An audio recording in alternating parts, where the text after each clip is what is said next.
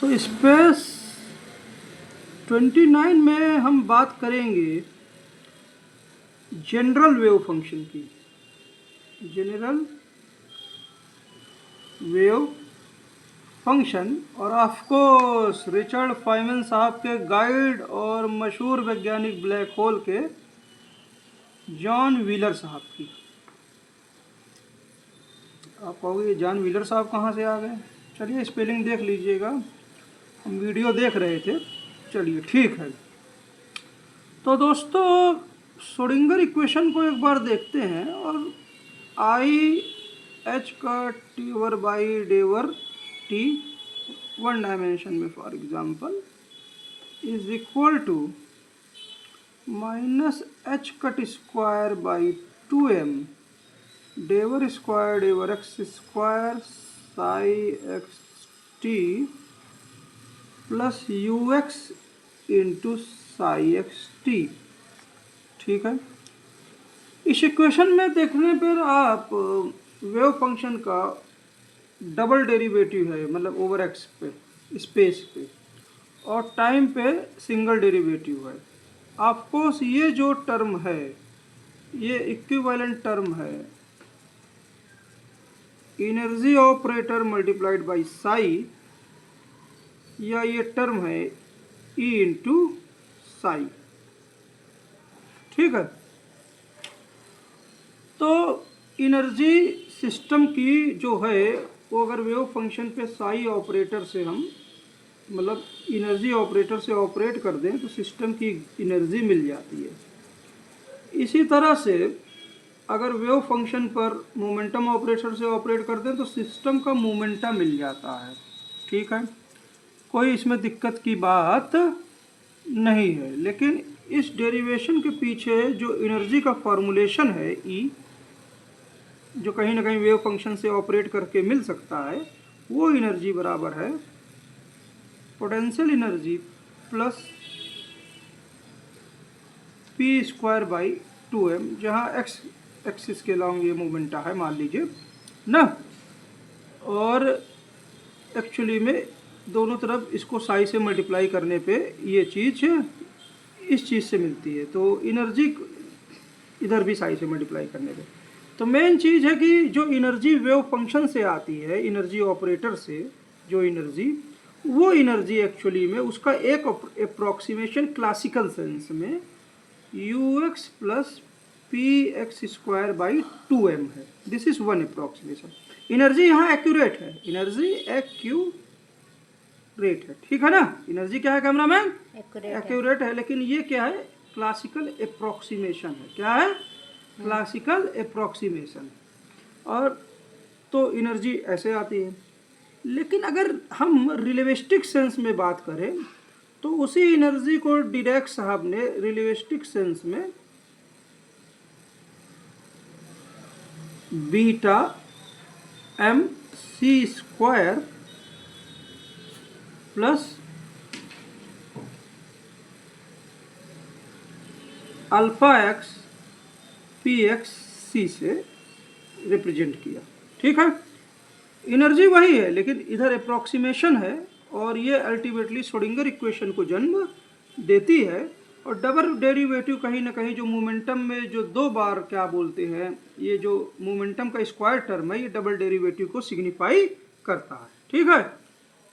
लेकिन Dirac formulation में जब एनर्जी रिलेटिविस्टिक सेंस में देखी जाती है, इसी एनर्जी को, वही एनर्जी थी लेकिन ये अप्रोक्सीमेशन थी, लेकिन लो स्पीड्स पर ये अप्रोक्सीमेशन बहुत एग्जैक्ट है।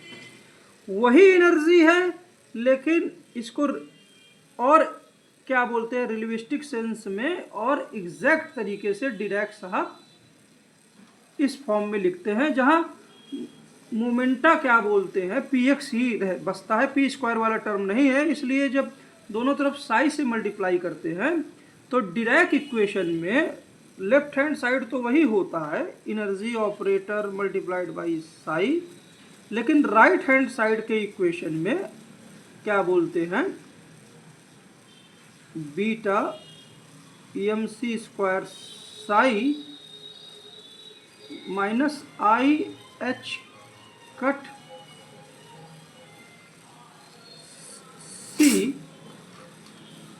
सिग्मा अल्फा एक्स डेवर बाई डेवर एक्स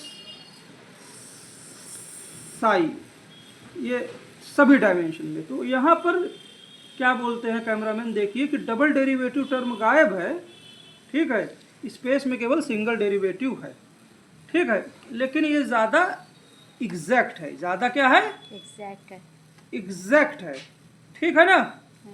लेकिन हम जिस एनर्जी को ज़्यादा एग्जैक्ट मान रहे हैं डिराक इक्वेशन में, इस रिलेटिविस्टिक एनर्जी को हम ज़्यादा एग्जैक्ट मान रहे हैं, लेकिन लेफ्ट हैंड पोर्शन में एनर्जी तो एनर्जी है और वो वेव फंक्शन से निकलेगी, वो वेव फंक्शन से वो एनर्जी निकलेगी। जब वेव फंक्शन पे एनर्जी ऑपरेटर से मल्टीप्लाई कर देंगे तो जो एनर्जी रखेगी वो एग्जैक्ट निकलेगी, वो यही निकलेगी, ठीक है ना, वो एनर्जी यही निकलेगी।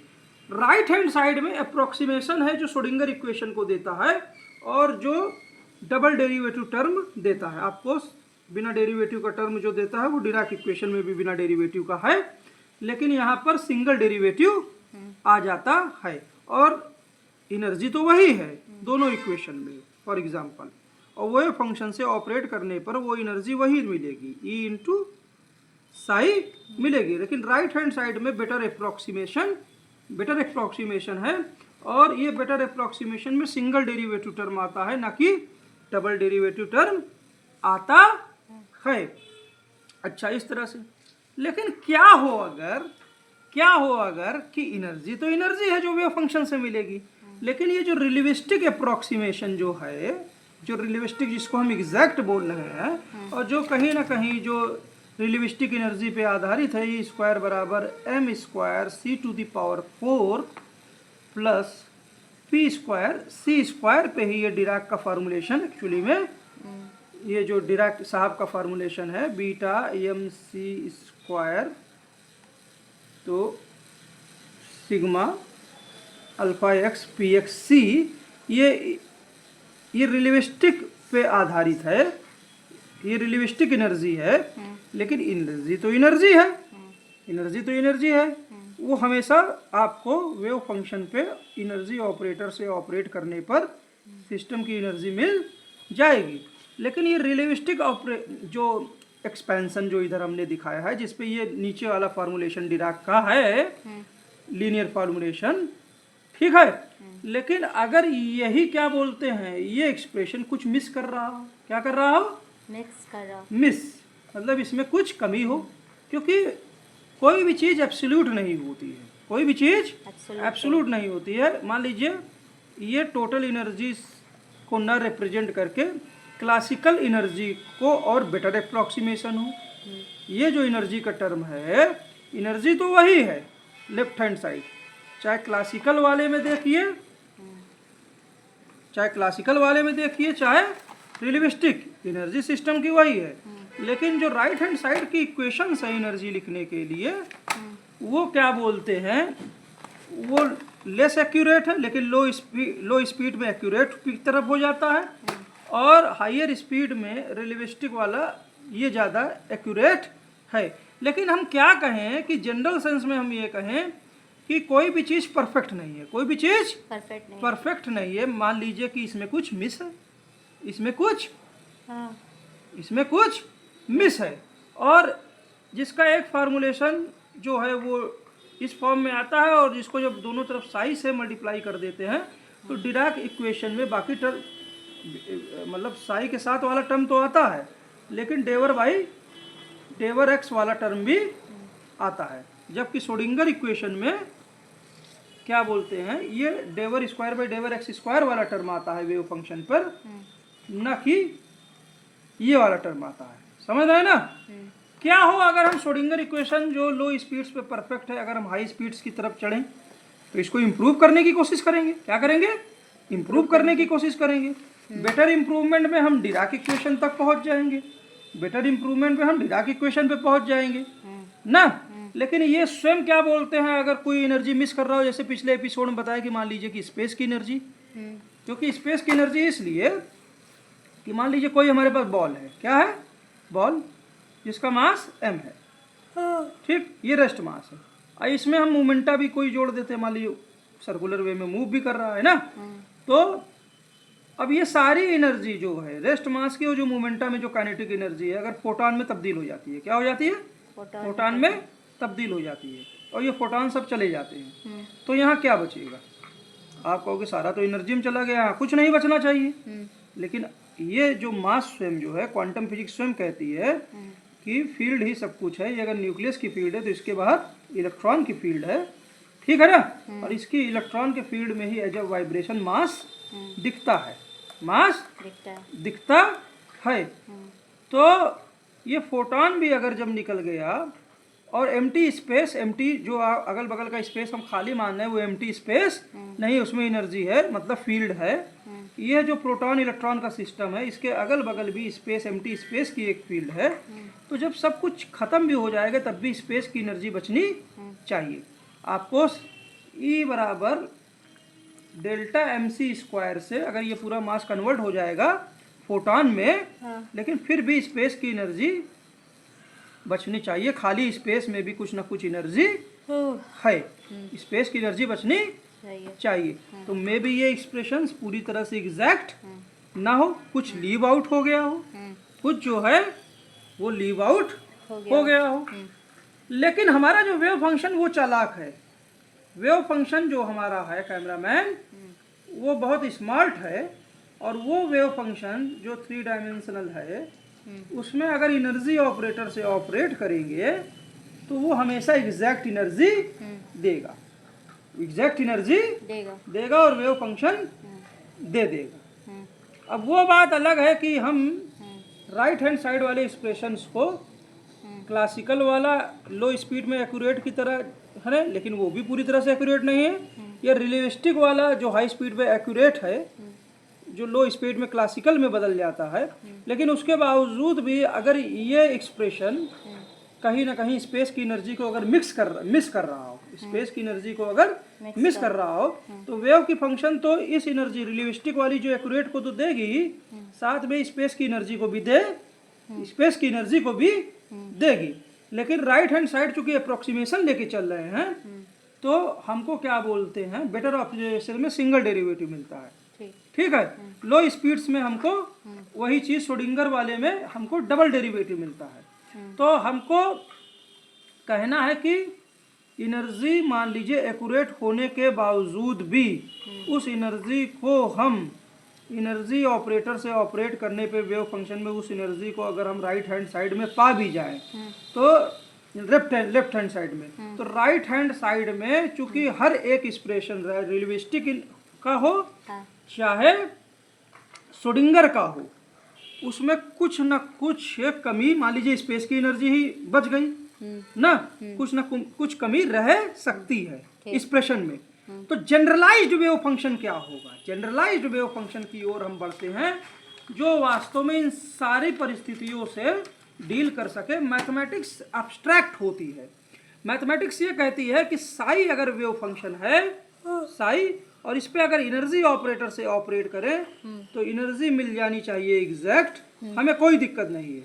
लेकिन श्रोडिंगर इक्वेशन जो है, जो श्रोडिंगर इक्वेशन है उसमें डबल डेरिवेटिव टर्म आया था ना, श्रोडिंगर इक्वेशन में डबल डेरिवेटिव टर्म है, ठीक है, और डिराक इक्वेशन में सिंगल डेरिवेटिव टर्म है। तो क्यों ना हम दोनों इक्वेशन को में से बेस्ट फिट लेने की कोशिश करें जो एनर्जी को एब्स्ट्रैक्ट वे में लिखे, एनर्जी को abstract, energy multiplied by wave function को एब्स्ट्रैक्ट वे में लिखे। इधर वाला टर्म तो हम आसानी से लिख सकते हैं आई एच कट डेवर बाई डेवर टी साई, ठीक है। इधर वाले टर्म में हम एक्चुअली में सिंगल और डबल डेरिवेटिव दोनों ले लेते हैं, सिंगल और डबल डेरिवेटिव दोनों ले सकते हैं। और चूंकि साई पे अगर मोमेंटम ऑपरेटर से ऑपरेट करें तो मोमेंटम भी हमको क्या बोलते हैं, फिक्स मिलता है। तो इसलिए हम इस इक्वेशन को मोमेंटम और रेस्ट मास में लिखने की कोशिश करेंगे, ठीक है ना। श्रोडिंगर इक्वेशन में जो टर्म था ux उसको रहने दीजिए, उसको ux रहने दीजिए। डबल डेरिवेटिव जो कहीं ना कहीं पी स्क्वायर, ये 2 बार मोमेंटम ऑपरेटर को ऑपरेट करते हैं साइड पे, तो उसका जो टर्म आता है, ठीक है ना, उसका जो टर्म आता है तो उसके लिए भी हम व्यवस्था करें। तो हम इस चीज़ को एक्चुअली में, इस पूरी इक्वेशन को एक्चुअली में फिर से हम दोनों इक्वेशन एक बार लिख देते हैं। आई एच कट डेवर बाई डेवर टी, श्रोडिंगर इक्वेशन देखिए, psi X T is equal to क्या हो जाएगा cameraman, minus H cut square by 2m डेवर स्क्वायर डेवर एक्स स्क्वायर, ये मतलब 1 डायमेंशन में ना, साई एक्स टी और plus U X into psi X T. तो आप देख लीजिए कि ये कांस्टेंट टर्म एक है जिसमें कोई डेरिवेटिव नहीं है, एक डबल डेरिवेटिव है। डायरेक्ट फार्मूलेशन में क्या बोलते हैं, बीटा, ये कांस्टेंट वाला term beta M C square into psi में बदल जाता है, प्लस ये एक सिंगल टर्म आता है minus I H cut C sigma alpha X डेवर बाई डेवर एक्स साई का सिंगल डेरिवेटिव और कांस्टेंट टर्म। तो हमको अगर मैथमेटिकली जनरलाइज्ड वेव फंक्शन लिखना है कि हम राइट हैंड साइड वाले एक्सप्रेशंस को पूरी तरह से एग्जैक्ट ना माने, तो लेफ्ट हैंड साइड वाला हमको क्या देगा कैमरामैन, एनर्जी देगा। तो जनरलाइज्ड वेव फंक्शन हो जाएगा आई एच कट, और नीचे से लिख दे ताकि आ जाए, आई एच कट डेवर बाई डेवर T multiplied by psi X, मतलब साई हर डायमेंशन में ले लीजिए, ठीक। और हम देखते हैं कि यहाँ श्रोडिंगर इक्वेशन में यू एक्स था और साई एक्स था, तो साई एक्स वाला टर्म लिखते हैं। क्या लिखते हैं, साई एक्स वाला टर्म लिखते हैं, ठीक है ना, साई एक्स वाला टर्म लिखते हैं, ठीक है। इसके साथ हम दूसरा टर्म लिखेंगे जिसमें कोई डेरिवेटिव नहीं है, एक दूसरा टर्म भी हम लिखेंगे जिसमें क्या बोलते हैं, डबल, एक सिंगल डेरिवेटिव है। कौन वाला, एक सिंगल डेरिवेटिव है। क्या डेरिवेटिव है, सिंगल डेरिवेटिव है, किसका, साई का, ठीक है। आपको 3 डायमेंशन में तो सिग्मा लगा देंगे, ठीक है। और तीसरा टर्म हम क्या लिखेंगे कैमरामैन, जिसमें डबल डेरिवेटिव है। क्या है, डबल डेरिवेटिव है ना, चाहिए नहीं ना, तीसरा टर्म जो है वो डबल डेरिवेटिव है, ठीक है ना। क्या है, डबल डेरिवेटिव, ठीक, साई का, और इसमें हम सिग्मा लगा देते हैं, ठीक है ना। ऑफ कोर्स चूंकि सब कुछ multiplied by energy into Sai के फॉर्म में लिखना है, तो इसलिए यहाँ पर एक फैक्टर यू एक्स, ठीक है, एक फैक्टर यू एक्स के साथ लिख सकते हैं। और इसी तरह से हम इस सीरीज को बनाते जाएं और इसको फैक्टर्स को हम मतलब एप्रोप्रिएट कांस्टेंट से मल्टीप्लाई करते जाएंगे, तो हम एक सीरीज की तरफ जाएंगे जहाँ पे तीसरी सीरीज भी हो सकती है। क्या हो सकती है, तीसरा डेरिवेटिव भी हो सकता है, समझ रहे हो कि नहीं। साई पे तीसरा भी हो सकता है, मल्टीप्लाइड बाई सम कांस्टेंट, ठीक है। इसी तरह से कुछ टर्म ये भी सिग्मा में होगा, ठीक है। इसी तरह से कुछ टर्म ऐसे होंगे जो साई पर सिंगल डेरिवेटिव एक्स के रेस्पेक्ट में होंगे, और फिर उसके बाद हम इसको वाई के रेस्पेक्ट में भी ले लें। क्या ले लें, वाई के रेस्पेक्ट में, तो इस तरह के भी टर्म होंगे। तो जनरलाइज्ड वेव फंक्शन की जो रूपरेखा कैमरामैन बनेगी वो ये बनेगी कि आई एच कट डेवर बाई डेवर T psi is equal to, ये साई कोई डेरिवेटिव नहीं, दूसरा साई पे सिंगल डेरिवेटिव, आपको sigma multiplied by some constant. इसी तरह से इसका डबल डेरिवेटिव भी हो सकता है, ठीक है ना। तो हम इसको कैसे रिप्रेजेंट करें, ठीक है, चलिए। इसी तरह से मिक्सचर भी हो सकता है। क्या हो सकता है, मिक्सचर भी हो सकता है ना, साई पर मिक्सचर हो सकता है, इसका भी सिग्मा, और हायर ऑर्डर टर्म भी हो सकते हैं अलग अलग टाइम पर, डेवर टू द पावर डेवर X N psi N psi ये सिग्मा, ठीक है ना। या और दूसरे कॉम्बिनेशंस भी हो सकते हैं। और उसके बाद अप्रोप्रिएट कांस्टेंट जो भी रहेंगे भाई, एक के साथ ux कर लीजिए ना, या आप यम को भी लाना चाहते हैं तो आप mc स्क्वायर के साथ भी एक टर्म ले सकते हैं, ठीक है ना। कुछ इस तरह से लिख सकते हैं, ux लिख सकते हैं, साई लिख सकते हैं, मतलब ux को u लिख सकते हैं और साई लिख सकते हैं, प्लस mc स्क्वायर के साथ भी आप साई लिख सकते हैं, ठीक।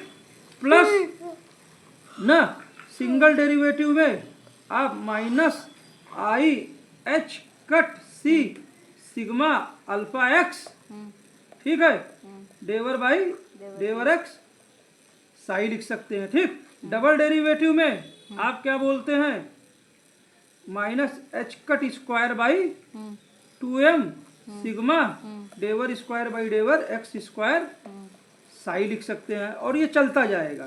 कुछ टर्म ऐसे भी आएंगे जिसमें क्या होगा कैमरा में, माइनस, ठीक है ना, H cut square by 2m sigma डेवर एक्स बाई डेवर वाई मल्टीप्लाइड बाई, और ये हो जाएगा साई ना।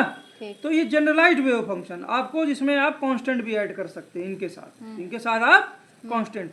तो ये एक्चुअली में generalised wave function I H cut डेवर बाई डेवर टी साई एक्स टी, जिसमें क्या बोलते हैं, इस तरह से मैथमेटिक्स में आप रिप्रेजेंट कर सकते हैं। ऑफकोर्स आपको एग्जैक्ट इक्वेशन श्रोडिंगर में जाएगी कि एग्जैक्ट इक्वेशन, अब इसी से आप डिराक, इसी से आप श्रोडिंगर, और इसी के साथ जो पिछले एपिसोड में हमने क्या बोलते हैं न्यू डिराक और श्रोडिंगर इक्वेशन भी बनाई थी, जिसमें स्पेस एनर्जी भी हमने ले ली थी। ये सारे वेरिएशंस इससे आ सकते हैं, इसलिए जनरलाइज्ड वेव इक्वेशन है, इसलिए जनरलाइज्ड वेव इक्वेशन है। जरा सर हमको एक चीजें और गौर करनी पड़ेगी कि कैमरामैन बना रहे हो ना, ठीक है ना, हमको ये भी व्यू करनी पड़ेगी कि जब रिलेटिविस्टिक इक्वेशन में मोमेंटम लिखते हैं तो ये p बराबर होता है गामा m, ये m रेस्ट मास है, ठीक है ना। गामा रिलेटिविस्टिक वो आइंस्टीन साहब का गामा m v, ठीक है ना। अगर हम मोमेंटम फिक्स कर दें, और मास को एक क्लोज सिस्टम माने, मास को एक पूरी तरह से क्लोज सिस्टम माने, तो जाहिर सी बात है v भी फिक्स हो जाएगा, गामा भी फिक्स हो जाएगा, v और गामा फिक्स हो जाएंगे और p भी फिक्स हो जाएगा, इसलिए रेस्ट मास भी फिक्स हो जाएगा, रेस्ट मास भी फिक्स हो जाएगा, ठीक है ना, रेस्ट मास भी फिक्स होगा। लेकिन क्वांटम फिजिक्स में हमने देखा कि यहाँ पे देखिए फील्ड ही सब कुछ है, और अगल बगल क्या है, इलेक्ट्रॉन की फील्ड है, क्या है, इलेक्ट्रॉन की फील्ड है, और इसमें इलेक्ट्रॉन की फील्ड को मासलेस नेगेटिव पार्टिकल से अगर हमने रिप्रेजेंट किया तो इनके ही फ्लक्चुएशन से किसी पॉइंट पे मेजर मास, अगल बगल क्लाउड मान लीजिए, समझ रहे हो ना, इस तरह से। तो यहाँ पर रेस्ट मास फिक्स ना हो, तब रेस्ट मास सिस्टम क्लोज्ड हो, सिस्टम का एक अपना मूवमेंट हो, वो फिक्स है, एनर्जी फिक्स है, लेकिन रेस्ट मास फिक्स ना हो, तो रेस्ट मास अगर फिक्स ना हो तब क्या होगा, गामा और वी को बदलना होगा, गामा और वी को बदलना होगा। जो डिराक इक्वेशन, जो एनर्जी फार्मूलेशन है रिलेटिविस्टिक, जो beta M C square plus alpha sigma alpha X P X C से है, इसको हम इस रूप में देख सकते हैं कि रिलेटिविस्टिक मास जो है वो बदल रहा है, रिलेटिविस्टिक मास बदल रहा है, और बीटा किसका फंक्शन है एक्चुअली में, एक्स वाई और जेड का फंक्शन है, एक्स वाई और जेड का फंक्शन। इसी तरह से वेलोसिटी भी बदलेगी, तो ये वेलोसिटी कंपोनेंट को रिप्रेजेंट करता है अल्फा एक्स, ये भी किसका फंक्शन है, अल्फा एक्स, एक्स का है। इसी तरह अल्फा वाई जो होगा वो जो सिग्मा के अंदर है वो वाई का फंक्शन होगा, वो वाई का फंक्शन एक्चुअली में होगा। लेकिन क्या हो, थर्ड केस कि हमने बताया ना कि न्यूक्लियस की फील्ड तो चलिए बीच में है, सेंटर में है, लेकिन क्वांटम फिजिक्स में ये जो इलेक्ट्रॉन की फील्ड है, इलेक्ट्रॉन का कोई स्पेसिफिक फिक्स्ड ऑर्बिट नहीं होता है, इलेक्ट्रॉन का कोई स्पेसिफिक फिक्स्ड ऑर्बिट नहीं होता है। साई हम क्या बोलते हैं, मॉड ऑफ साई एक्चुअली में प्रोबेबिलिटी है। क्या है? प्रोबेबिलिटी फाइंडिंग ऑफ इलेक्ट्रॉन है। हाँ। तो इसकी प्रोबेबिलिटी कभी भी क्या बोलते हैं, कुछ ना कुछ प्रोबेबिलिटी स्पेस में हमेशा कहीं ना कहीं रहेगी। मतलब अगर एक एटम है, सपोज इसकी न्यूक्लियस की फील्ड है, तो इलेक्ट्रॉन की फील्ड की प्रोबेबिलिटी कुछ ना कुछ हमेशा कहीं ना कहीं कुछ ना कुछ कम से कम रहेगी। ठीक है, कम से कम रहेगी। यहां तक रहेगी कि जो दूसरा इलेक्ट्रॉन का जो क्लाउड है, दूसरे इलेक्ट्रॉन का सिस्टम है, वो इस सिस्टम से मैच कर जाए, इसके प्रोबेबिलिटी क्लाउड से मैच कर जाए कि हम डिस्टिंग्विश ना कर पाए, ना कर पाए। तो इन परिस्थितियों में जो क्लोज सिस्टम की बात होती है, कैसे सिस्टम की? क्लोज सिस्टम की हम बात करते हैं कि एक एनर्जी है, क्या है? एक इलेक्ट्रॉन की एक एनर्जी है, उसका एक मोमेंटा है ना। इस जो क्लोज सिस्टम की बात करते हैं, जब सिस्टम ही क्लोज नहीं है और कहीं ना कहीं वो दूसरे सिस्टम से वो प्रोबेबिलिटी क्लाउड भी अगर मैच कर सकता है, तो ये क्लोज सिस्टम एक अप्रोक्सीमेशन है। ये एनर्जी और प्रोबेबिलिटी, ये मोमेंटा पी का जो क्लोज सिस्टम है, ये क्या है कैमरामैन? अप्रोक्सीमेशन है। क्या है? एनर्जी और फिक्स्ड एनर्जी और फिक्स्ड मोमेंटा एक्चुअली में अप्रोक्सीमेशन है। ये अप्रोक्सीमेशन राइट हैंड साइड में दिखता है। कहाँ दिखता है कैमरामैन? क्लोज सिस्टम में। कि हम जब इस पूरे सिस्टम को क्लोज कर लेते हैं, ठीक है, तो ये कैसे दिखता है?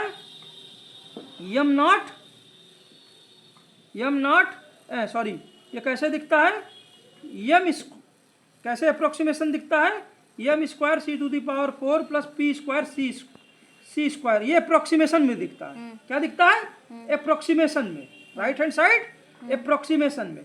लेकिन ये तभी दिखेगा जब क्लोज सिस्टम है। भाई अगर कोई मास है, अगर क्लोज्ड है और उसमें मोमेंटा है, तभी आप एनर्जी और मोमेंटा को फिक्स कर पाओगे ना। लेकिन यहाँ फील्ड की पिक्चर में चूंकि प्रोबेबिलिटी कभी डाउन होती नहीं है, और ये चलती रहती है, दूसरे सिस्टम से भी मैच कर सकती है, तो पूरी तरह से क्लोज सिस्टम जो आप बना रहे हो रिलेटिविस्टिक सेंस में अप्रोक्सीमेशन है। लेकिन लेफ्ट हैंड साइड क्या है? एक्यूरेट है। क्या है? एक्यूरेट है। ये अप्रोक्सीमेशन तो साथ में है ही है, इसके साथ जो ये दूसरे सिस्टम से इंटरेक्ट कर रहा है, जिसको हमने दूसरी तरह से स्पेस की एनर्जी के साथ लिखा कि कुछ मिस हो रहा है। मतलब इस सिस्टम जो एक तरह से ओपन सिस्टम है, तो एक स्पेस की एनर्जी भी हमने दे रखी है। क्या है? दूसरी तरफ से समझिए कि इधर एग्जैक्ट है, इधर क्या है कैमरामैन? एग्जैक्ट है ना। तो इसलिए क्या बोलते हैं, जनरल वेव फंक्शन को हमको लिखना चाहिए इसलिए।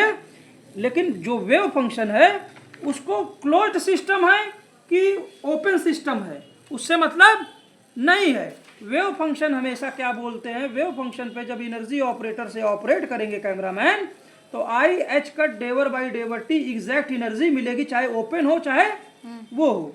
लेकिन राइट हैंड साइड में रिलेटिविस्टिक या श्रोडिंगर अप्रोक्सीमेशन देंगे, हमको क्या लिखना पड़ेगा? Generalised wave function. क्या लिखना पड़ेगा? Generalised wave function. जहां पर क्या बोलते हैं, जहां पर जनरलाइज्ड वेव फंक्शन में डेवर बाई डेवर एक्स की अलग अलग पावर्स यूज होंगी, एन को हम वो कर देते हैं, ठीक है ना। और इसके साथ क्या बोलते हैं, साई को लिखना पड़ेगा, इनके कॉम्बिनेशन को भी लिखना पड़ेगा, प्लस इनके साथ कुछ आर्बिट्री कांस्टेंट भी लेने पड़ेंगे, प्लस यहाँ पर यम के साथ भी, यम सी स्क्वायर के साथ भी वेव फंक्शन लिखना पड़ेगा, और अलग एक्स वाई के अलग कॉम्बिनेशन भी लिखने पड़ेंगे, ठीक है ना। ये मैथमेटिक्स, प्योर मैथमेटिक्स की तरफ हम जा रहे हैं, ठीक है ना। अब से बोलो। हाँ एक सेकंड। अब हम ये देखते हैं कि जब फील्ड है, जो न्यूक्लियस की फील्ड है या उसके चारों तरफ इलेक्ट्रॉन की फील्ड, और इलेक्ट्रॉन की फील्ड कुछ बाइंड नहीं है, ये जो भी फील्ड है ये कहीं ना कहीं एक्चुअली में ये, चूंकि ये इलेक्ट्रॉन की फील्ड फिक्स नहीं है, भले ही हमने बाउंड्री रिलेटिविस्टिक में बना ली हो, लेकिन ये फिक्स नहीं है, तो नेगेटिव मासलेस पार्टिकल जो हैं कहीं तक हो सकते हैं और कुछ ना कुछ प्रोबेबिलिटी हो सकती है, और ये दूसरे सिस्टम जिसको हम फिक्स मान रहे हैं उससे इंटरेक्ट कर रहा हो ना। तो एक्चुअली में नेगेटिव मासलेस पार्टिकल जो इलेक्ट्रॉन सिस्टम को बनाते हैं, ये स्पेस में हर जगह एक पूरे यूनिवर्स में एक्चुअली में ये नेगेटिव मासलेस पार्टिकल्स एक्चुअली में क्या बना रहे हैं, इलेक्ट्रॉन सिस्टम को बना रहे हैं। क्या बना रहे हैं, सारे इलेक्ट्रॉन्स कनेक्टेड हैं, सारे इलेक्ट्रॉन की फील्ड, सारे इलेक्ट्रॉन्स क्या हैं, कनेक्टेड हैं, सारे नेगेटिव फील्ड्स आपस में पूरे यूनिवर्स में कनेक्ट हैं।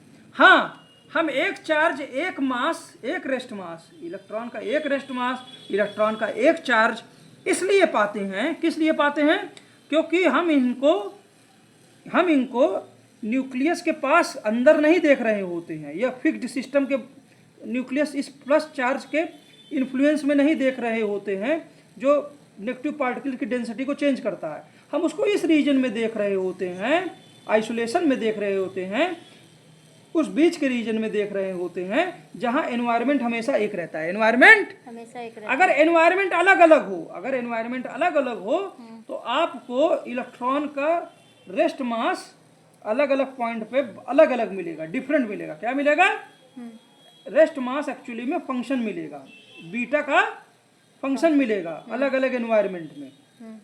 ठीक है, इसी तरह से चार्ज भी जो है वो भी वेरी मिलेगा। क्या मिलेगा, वेरी मिलेगा। लेकिन इलेक्ट्रॉन को चूंकि हम एटम से हटा कर उसको आइसोलेट करते हैं, उस एनवायरनमेंट में देखते हैं जहां प्लस चार्ज का जो इफेक्ट है मोरलेस, चाहे यहाँ पे हम इलेक्ट्रॉन को कैप्चर करें चाहे यहाँ इलेक्ट्रॉन को कैप्चर करें, वो एनवायरनमेंट एक जैसा है, इसलिए हमको एक ही रेस्ट मास मिलता है और उसका एक ही चार्ज होता है। लेकिन ऑफकोर्स इसके बावजूद भी ये इलेक्ट्रॉन्स आपस में जो भी एक रेस्ट मास, एक चार्ज होने के बावजूद भी अलग अलग काइनेटिक एनर्जीज ये लिए हो सकते हैं, अलग अलग काइनेटिक एनर्जीज ये लिए हो सकते हैं। तो इसलिए व्हीलर परफेक्टली सही थे कि इलेक्ट्रॉन जो है, जॉन व्हीलर जो रिचर्ड फेबन साहब के गाइड थे, वो परफेक्टली सही थे कि सारे इलेक्ट्रॉन्स जो हैं वो आपस में कनेक्ट हैं, लेकिन चूंकि उन इलेक्ट्रॉन्स को हम जब लेबोरेटरी में आइसोलेट करते हैं तो एक्चुअली में एग्जैक्टली एक एनवायरनमेंट में करते हैं। न्यूक्लियस के पॉजिटिव चार्ज के एनवायरनमेंट, जो न्यूक्लियस के पॉजिटिव चार्ज का एनवायरनमेंट होता है, कहीं पे भी लैब पे हम जब इलेक्ट्रॉन को आइसोलेट करेंगे तो न्यूक्लियस का पॉजिटिव चार्ज का एनवायरनमेंट हर जगह एक हो जाता है, हर जगह वो एनवायरनमेंट एक हो जाता है। इसलिए हमको इलेक्ट्रॉन का हमेशा एक रेस्ट मास मिलता है और इसलिए हमेशा इलेक्ट्रॉन का एक चार्ज मिलता है as a single well defined fluctuation के रूप में, एक फील्ड के फ्लक्चुएशन या मास के रूप में m नॉट हमको फिक्स मिलता है और उसमें जो चार्ज होता है हमको वो भी फिक्स मिलता है। ऑफ कोर्स ये जो मास का फ्लक्चुएशन है, इसका रेस्ट मास फिक्स हो जाने के बावजूद भी, चार्ज फिक्स होने के बावजूद भी ये मास में कुछ ना कुछ मूवमेंटा अलग अलग हो सकता है जो kinetic energy, different kinetic energy में मिलती है। इसलिए जॉन व्हीलर जो है वो परफेक्टली करेक्ट है और जॉन व्हीलर जब सारे इलेक्ट्रॉन्स को कनेक्ट कर देते हैं तो कहीं ना कहीं पूरे यूनिवर्स का एक ही वेव फंक्शन है, पूरे यूनिवर्स का एक ही वेव फंक्शन है। जो हम सिंगल इलेक्ट्रॉन के लिए एक वेव फंक्शन लिखते हैं एक्चुअली में ना, वो एक अप्रोक्सीमेशन की तरह लिखते हैं। रिलेटिविस्टिक एनर्जी कितनी भी अगर एक्यूरेट हो, लेकिन कहीं ना कहीं वो क्या बोलते हैं, क्लोज सिस्टम को दिखाती है, जबकि एटम्स हमारे जो हैं सभी वेल कनेक्टेड हैं और जैसा पिछले एपिसोड में बनाया, सब कुछ फोटॉन से बना है और सारे फोटॉन्स ग्रेविटॉन शीट्स पे ऑसिलेट करते हैं। तो सारा पूरा विश्व जो जुड़ा हुआ है, पूरा यूनिवर्स ग्रेविटॉन शीट्स से जुड़ा हुआ है। तो इसलिए क्या बोलते हैं, एक सिंगल वेव फंक्शन जब किसी इलेक्ट्रॉन के लिए लिखते हैं, भले ही डिराक वाला लिखे, वो अप्रोक्सीमेशन ही है, लेकिन जो भी वेव फंक्शन लिखेंगे अगर वो टोटल एनर्जी देगी तो उसका एक्सप्रेशन हमेशा एग्जैक्ट आएगा। प्लस रिलेटिविस्टिक एनर्जी अगर बेस्ट अप्रोक्सीमेशन है तो उसके बावजूद भी मास अगर पूरी तरह से एनर्जी में बदल भी जाएगा तो स्पेस तो खाली हो नहीं जाएगा, स्पेस में कुछ ना कुछ एनर्जी बचेगी, तो उसको भी अकाउंट करना चाहिए। रिलेटिविस्टिक एनर्जी में भी जो एक्स्ट्रा टर्म है जो बेस्ट एक्यूरेशन के साथ भी है, क्योंकि रिलेटिविस्टिक एनर्जी सिस्टम क्लोज्ड को रिप्रेजेंट कर रहा है कहीं ना कहीं, तो उसमें स्पेस की एनर्जी जोड़ दीजिए, इस तरह से समझ लीजिए, या ये समझ लीजिए कि रिलेटिविस्टिक एनर्जी जो है क्लासिकल एनर्जी के ऊपर बेटर अप्रोक्सीमेशन है, लेकिन आपको बेस्ट नहीं है, इसलिए उसमें आप कुछ ऐड कर सकते हैं। और जब आप इस तरह से चलते हैं तो इस तरह से चलने पर आप जनरलाइज्ड वेव फंक्शन की तरफ आप बढ़ते हैं। जय हिंद, जय भारत, जय विश्व। Thank you sir. Cameraman Reema Jaiswal का बहुत बहुत आभार। मैं हूं मनीष जायसवाल और कन्या चौराहा, मुट्ठीगंज, प्रयागराज, इलाहाबाद, यूपी, इंडिया से, जो विश्व के साथ सामंजस्य में है। Thank you sir.